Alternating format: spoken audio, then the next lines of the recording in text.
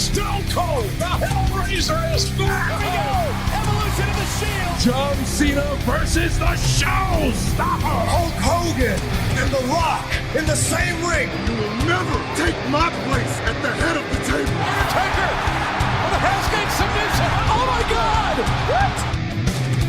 My God, Michaels! Just kick Cena's head off! The Monday Night Wars have come to WrestleMania! It'll be The Rock! It'll be Austin one-on-one! Third and final, The Undertaker! Do you believe in miracles? The streak is over!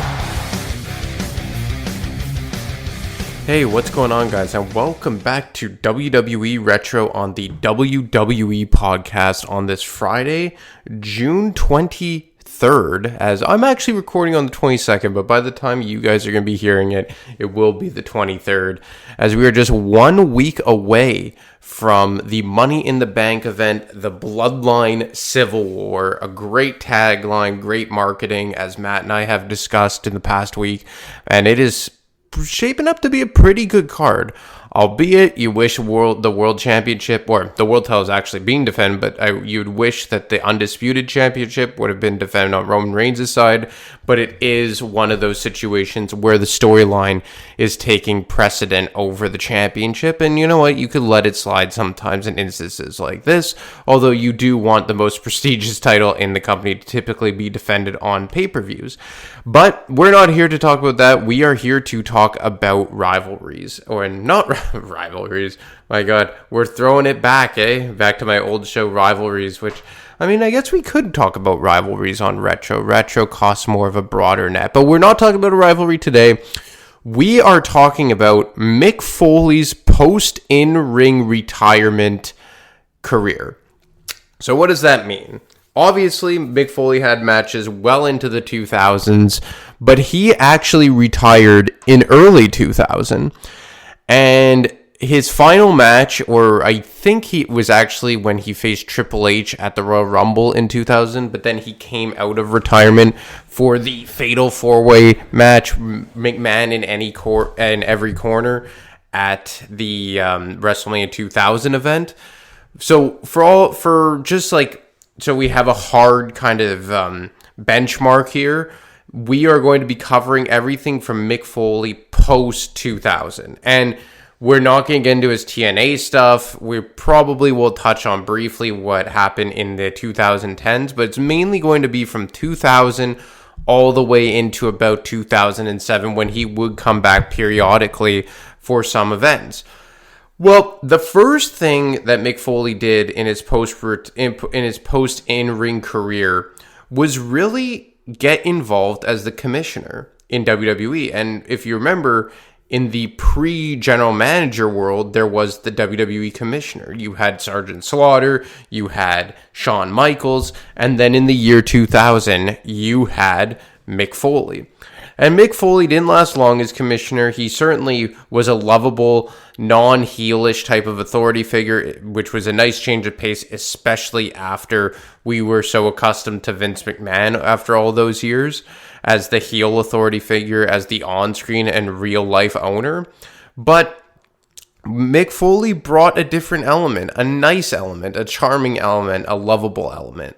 And I will always remember one of Mick Foley's biggest impacts as a general manager, or as the commissioner, I should say, was when he came out at Fully Loaded 2000. And that's a match that we don't talk about. The main event, rather, is a match we don't talk about. And that was The Rock against Chris Benoit for the WWF Championship.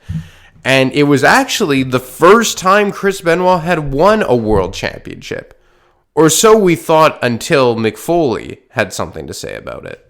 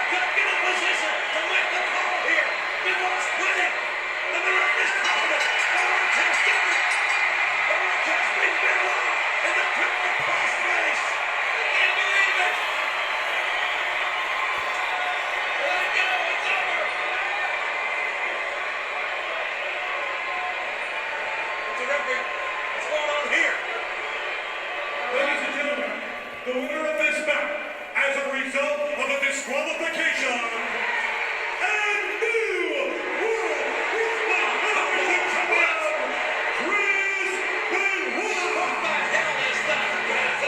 It's the biggest crap up. The referee, he must have bumped the Rock hitting with a steel chair. It wasn't the Rock, he was shitting her face. Oh, and now the match is over, and the Rock is hit between the eyes with a steel chair from Shane McMahon. But Chris Benoit has become the new WWE champion. So just for context, the stipulation of this match was if Benoit won by disqualification, the title would still change hands. So that's why The Rock got disqualified, because Earl Hebner thought that he hit Hebner with the steel chair when in fact it was Shane McMahon. And we covered it last week a bit, but Shane McMahon was always just a thorn in The Rock's side, and here he's managing Chris Benoit. He gets involved. The Rock gets blamed for what he did, hitting the ref, and Benoit is walking away with the WWF Championship. The Rock now busted open, bloodied because of Shane McMahon hitting him with the steel chair, and then out comes Commissioner Mick Foley.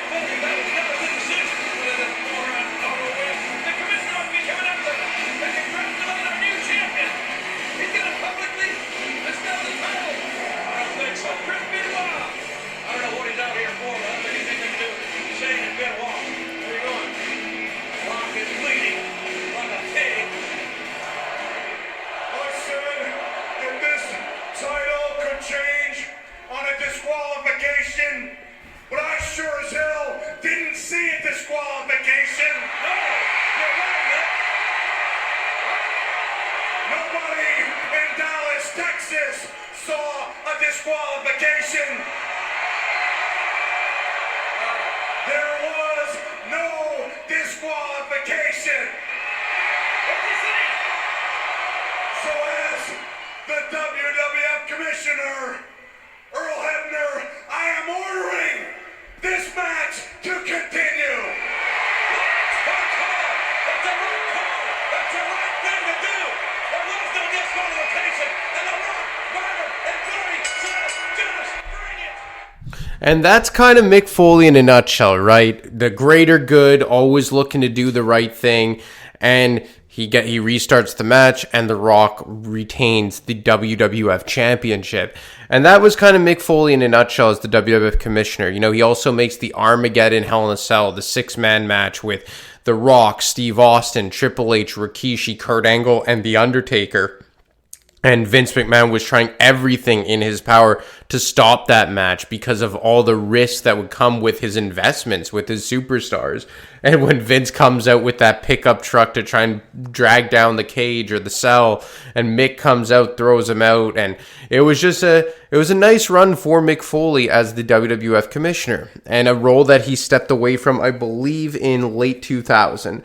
In 2001, he resurfaces to be the special guest referee between Shane and Vince McMahon. He resurfaces during the Invasion angle to be the special guest referee at the Invasion pay-per-view, in the Braun Panties match, and in the Earl Hebner versus Nick Patrick match, the ref versus ref matches. He was considered impartial as he had been a wrestler for WWF, WCW, and ECW. Then Mick Foley kind of went away for a bit. I'm sure maybe he popped up here and there, but Mick Foley kind of had sporadic or non-existent appearances from 2001 all the way to 2003. And 2003, in late 2003, when Austin first popped, when Austin was the GM of Monday Night Raw, he would be removed as the co-GM following Survivor Series 2003. And then this is when Mick Foley briefly was brought in as the co-GM as well in 2003. And it didn't last long, but there was one specific moment where he had a run-in with none other than the tag team known as La Resistance.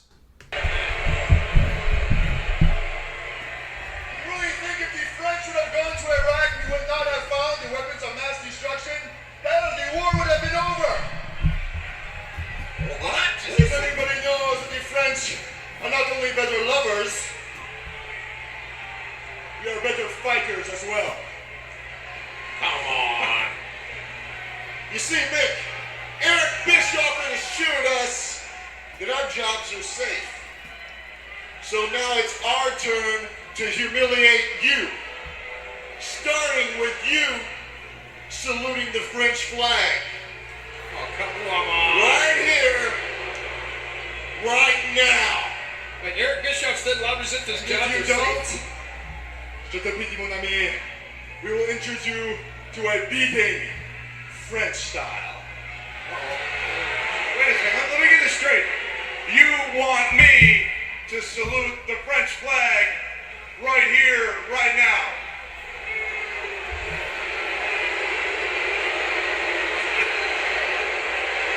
Let's make a bet on that. Listen, you know, I have nothing against French things. I like French fries. I like French toast. Yeah. I even like French's mustard. But I don't like you.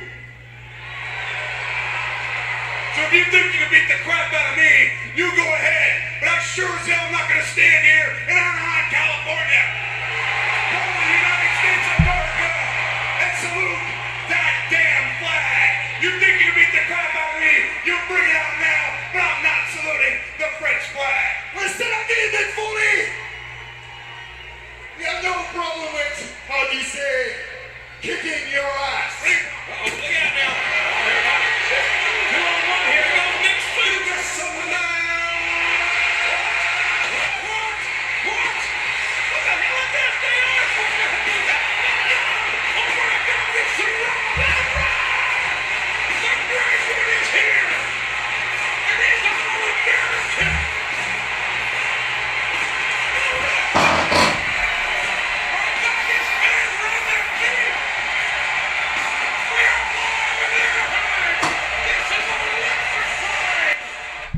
So, it's, it always comes back to The Rock with Mick Foley a bit.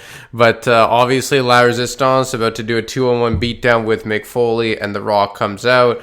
They have a nice little segment. The Rock makes fun of La Resistance, and then they put a beatdown on La Resistance to send the crowd home happy. And then, you go over the next several months that followed this event, and you have Mick Foley start his program with Randy Orton. And this was the first major wrestling program that Mick Foley had been involved with in 4 years. Ironically enough, with Randy Orton's mentor at the time, Triple H, back in 2004. And you have Mick Foley, get his ass beat by Evolution on several occasions, kick down the flight of stairs at Madison Square Garden. You have him, beaten down in catering and powerbombed through a table. It was always a 3-on-1 event. And this kind of led to a point where Mick Foley had to challenge Randy Orton. But he knew that he could never actually get Randy Orton one-on-one. And that's why when Randy Orton challenged him to a match at the WrestleMania 20 event, Mick Foley had other plans. Evolution, Batista, Randy Orton, and Ric Flair, the greatest of them all. Picking on me, Mick Foley, and one partner.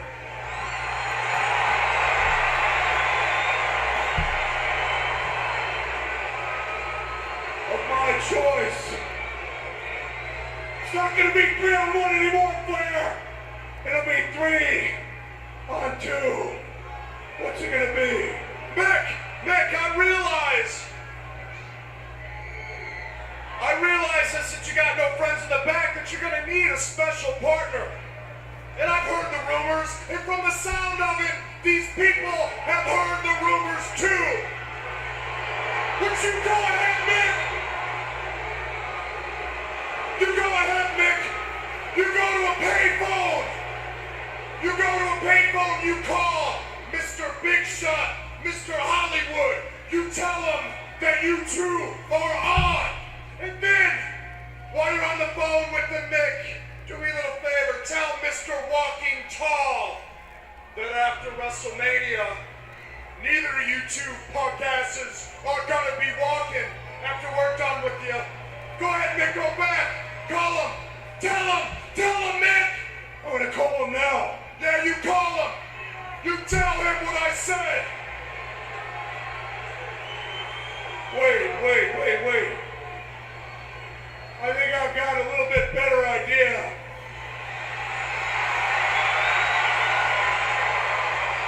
You see, instead of me going back there and telling him on the phone, why don't you tell him yourself? Why don't you tell him to his face? What? Because you see Orton, you see Flair, you see Batista, you're damn right. I said Mick Foley was coming back to Raw. But I never said Mick Foley was coming back to Raw alone.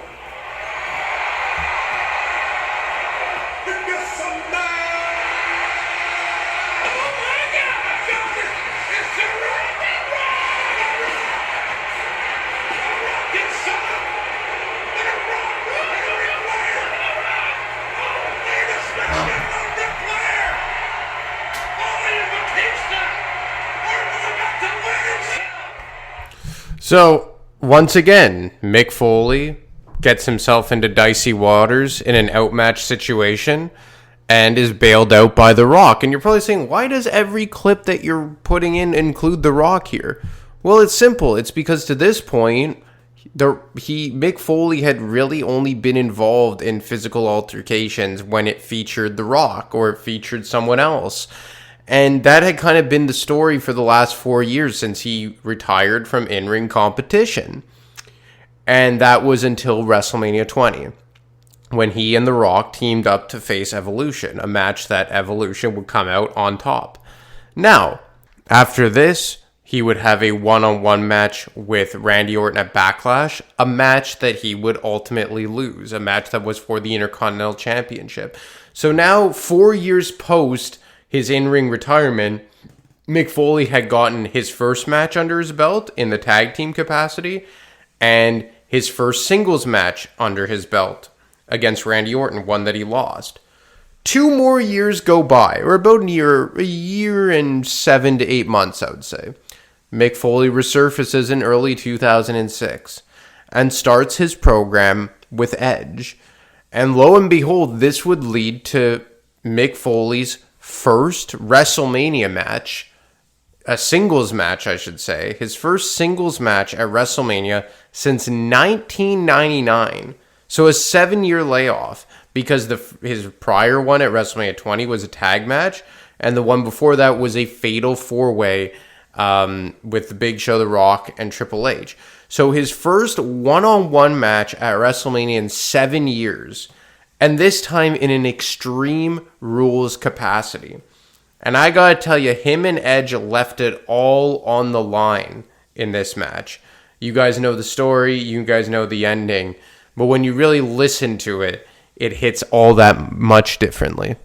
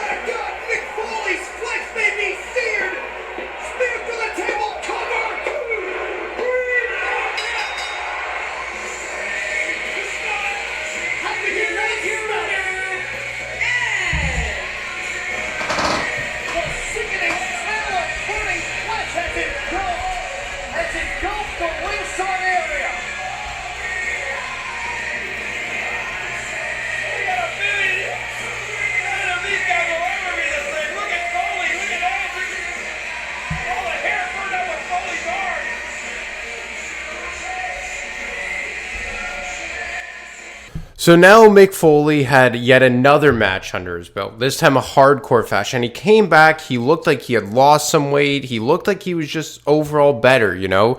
And he put on a really gruesome match with Edge, you know? He ends that match through going through a flaming table.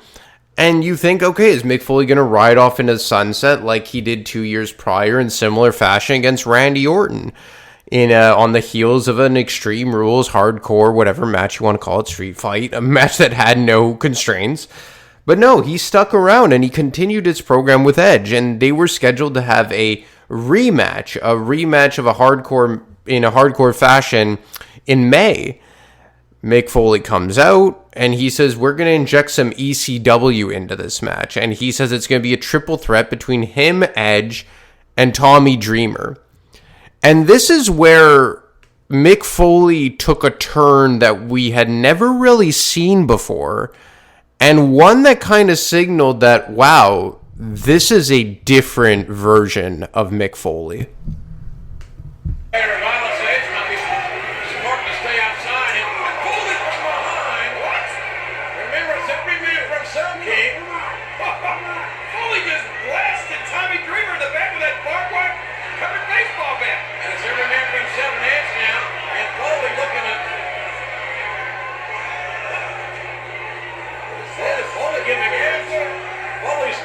Here. What? What is Foley thinking? Right to the face of Tommy Dreamer. What are we seeing here, JR? Well, we're seeing Tommy Dreamer get hit in the face of the... Yeah, but why did Mick Foley ask this barbed wire covered bat and now he gave it back? Foley grabbing that 300 pounds and the barbed wire to the bloody face of Tommy Dreamer.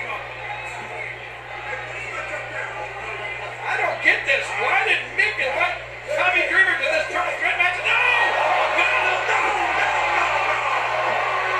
And remember the hardcore rules.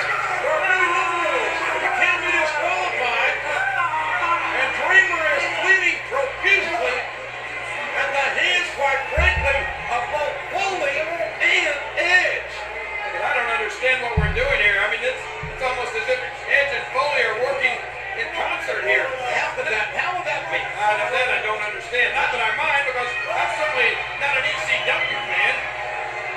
Well, I've got nothing against ECW, but look at this. Foley pouring out the softball. Some kind of lead up that could be in the ring legally, but there's no rules.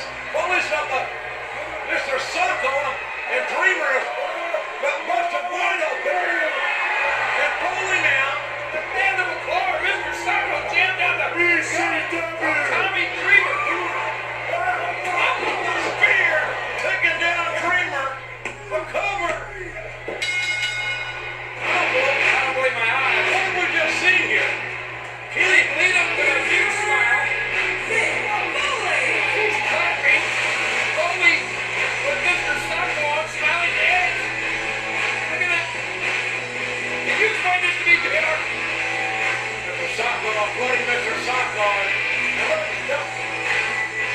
Tommy Dreamer's blood on Mr. Socko. And I don't get that. What the hell is going on here?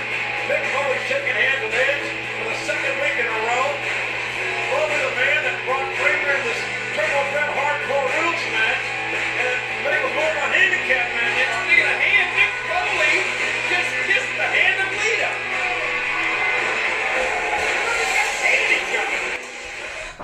And just like that, you have a heel Mick Foley on your hands, and one that you probably hadn't had since the Mankind in 1997, 1998. And the next week, he beats the hell out of Terry Funk, his idol, his former tag team partner, someone that he looked up to. And wow, like this brand new sadistic heel version aligned with Edge and Mick Foley. And this, honestly, looking back, this really made Edge. This made Edge as a main eventer. Yeah, he had already cashed in Money in the Bank. Yeah, he was already, a bona fide star. But in my mind, this really brought Edge out. The feud and then the subsequent alliance with Mick Foley. They would go on to face Tommy Dreamer and Terry Funk at the One Night Stand pay-per-view, and it was the promo that Mick Foley cut before the pay-per-view that really kind of let you, or before the match rather, that really let you know that this guy had changed, you know, saying that the best owner of all time for ECW was Stephanie McMahon and all that. And then the match gets underway, and the way it finished really kind of told the story about where they were positioning Edge moving forward here in WWE, but also the bump that Edge was getting from Mick Foley.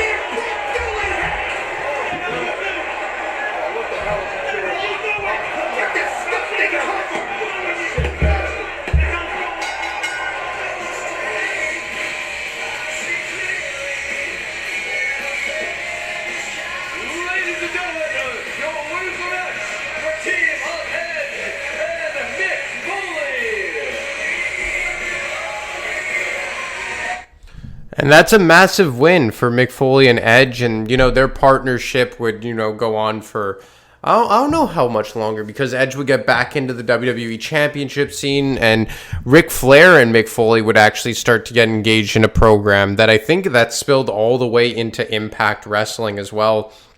But this kind of was more or less the closing of the book on the whole Edge and Mick Foley angle, as, you know, Edge would go on to bigger and better things with the WWE Championship, his feud with John Cena over the course of the summer, and then ultimately forming Rated RKO later in 06 and getting involved with D-Generation X. And as for Mick Foley, you go away again, and this is right around the time like I stopped watching wrestling. There was a point from around mid-07 until 2011 where I was really checked out.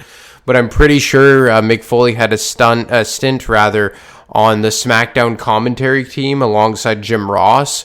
So there was that to note. And then in 2010, or I believe he went to Impact Wrestling, and obviously never watched Impact Wrestling, but I believe he rekindled his rivalry with Ric Flair over there.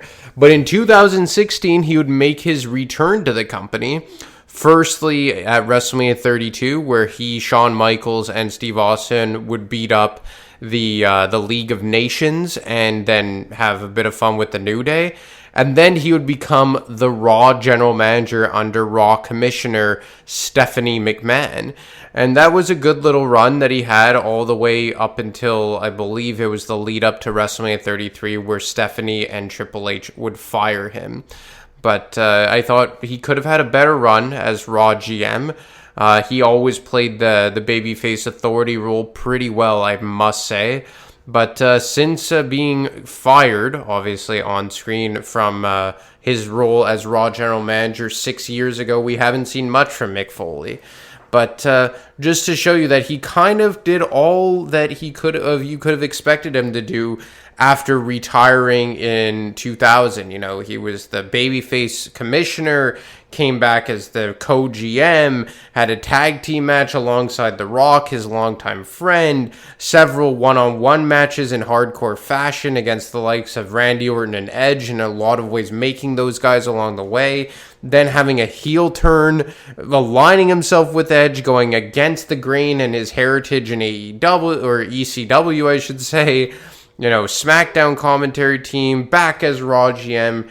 Mick Foley really kind of dipped his toe in a lot of things, but after retiring in 2000. But all this to say, I think he had a pretty memorable run, even if it was on and off and spread over the course of 17 years or so.